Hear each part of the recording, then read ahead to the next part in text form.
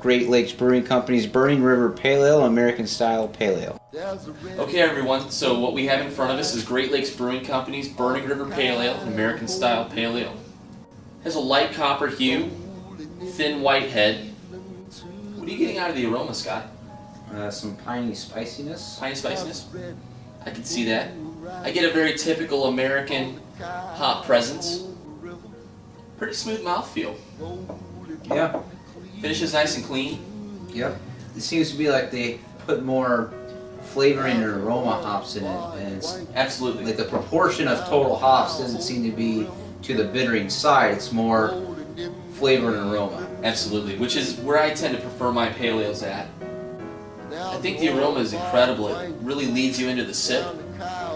Stylistically speaking, I think this would be an excellent example of an American pale ale if you went on the terms of a BJCP or a Beer Judge Certification Program. I would say it's more closely related to a, I guess we'd call it West Coast style, something you would get on, in California. In the aftertaste and the aroma and the initial taste, I get more of the hops than anything. So Okay. I would, even though they're in Ohio, right?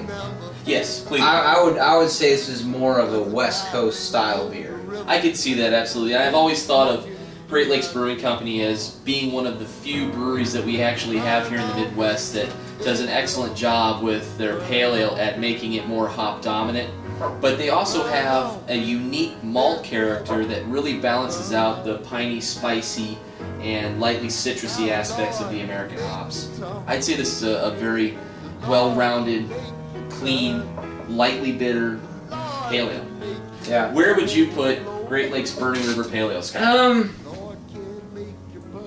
I'd probably go 12-pack on this one. 12-pack on this one? So Yeah. if you go out of town, you're going to buy a 12-pack of this beer.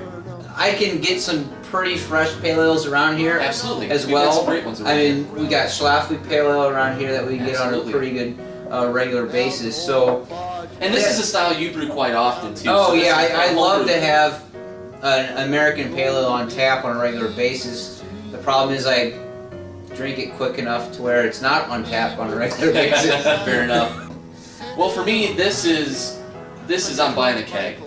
I've been to the brewery, well, the outside of it, they were closed on Sunday.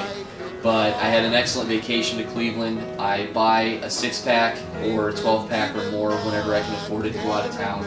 And if this was a locally available beer to me, I would definitely be trying to buy a keg of this to keep on tap. And for me, this is one of those few that I'll say that it really reaches that realm for me. I find the balance of the beer to be excellent. It's an incredibly, and I hate the word drinkable, but it's an incredibly sessionable pale ale that also has a really nice malt and hop presence, and it never leaves me wanting for more. I'm always very satisfied by what's in my glass. So, to that end, I would say cheers.